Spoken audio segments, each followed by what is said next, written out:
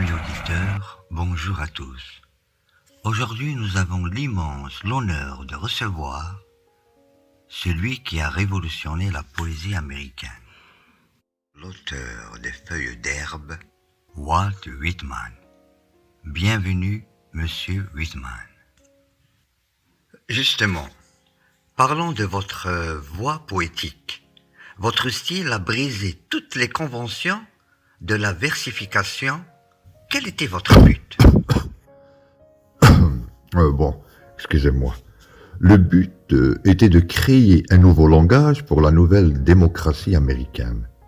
Toute chose doit avoir une référence à l'ensemble du monde et à la vérité compacte du monde. Je ne voulais pas illustrer de vieilles lois, mais la loi divine. Mon poème n'est pas un livre. Qui le touche un homme. Vous dites chanter moi-même, et pourtant vous célébrez chaque atome lui appartenant aussi bien qu'à vous. Ce moi est-il personnel ou universel? C'est les deux à la fois. C'est le moi qui contient les multitudes. Je fête moi-même et me chante moi-même. Mais est-ce que je suppose? Tu le supposeras. Ce n'est pas l'individu égoïste, mais l'identité divine que je partage avec chaque être humain, avec chaque brin d'herbe, homme ou femme, et aussi bon que Dieu. La nature tient une place centrale dans votre œuvre. Pourquoi est-elle si fondamentale à votre philosophie? Parce qu'elle est notre plus grande enseignante. Le secret de la formation des meilleures personnes, c'est de grandir en plein air et de manger, de dormir avec la terre. Ma poésie est née dans les bois, et c'est là qu'elle puise sa sève. Je vois quelque chose de Dieu à chaque 24 heures. Vous parlez de Dieu, mais vous semblez rejeter les religions organisées. Quelle est votre spiritualité? Mon dessein profond qui sous-tend tous les autres a toujours été le dessein religieux. Mais il s'agit d'une religion sans credo, sans église. Je prends les dimensions exactes de Jéhovah.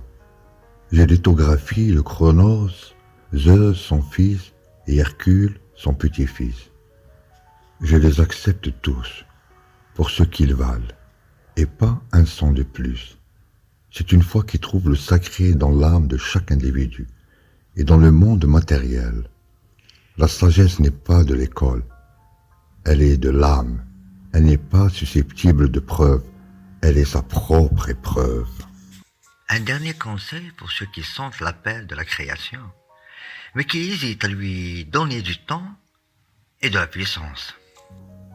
Je leur dirai ceci, qui au cœur de mon introduction aux feuilles d'herbe, réexamine tout ce qu'on t'a dit à l'église ou à l'école, écarte tout ce qui insulte ton âme, et ta chair même sera un grand poème. N'ayez pas peur, approchez les créations par de telles lois. L'œuvre créatrice est la plus grande affirmation de soi, et donc de la démocratie. Walt Whitman, merci infiniment pour ce dialogue. C'était un honneur de vous recevoir. Merci à vous. Si vous me voulez à nouveau, cherchez-moi sous la semelle de vos bottes. Bonne nuit. Amis auditeurs, merci d'avoir été avec nous. À une prochaine émission. Bonne nuit à vous.